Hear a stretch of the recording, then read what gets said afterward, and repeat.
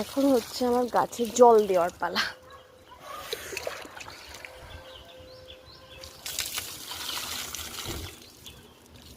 গাছেদেরকে স্নান করিয়ে তারপর আমি নিজে স্নান করতে যাব।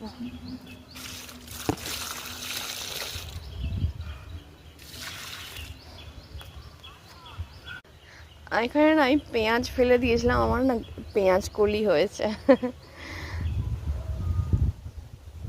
কি সুন্দর না?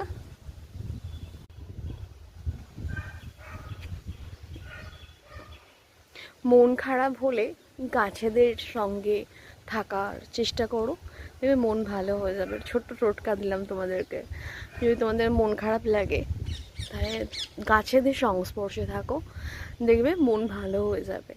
বা গাছেদের যত্ন করো, যত্ন করো মানে গাছে জল দাও, তারপরে এই গাছ লাগাও। সিরিয়াসলি মানে এটা আমি করে দেখেছি আর কি, মন ভালো হয়ে যায়। আরও কিছু গাছ লাগানোর ইচ্ছে আছে, বর্ষাকালে লাগাবো, এখন তো লাগাবো না।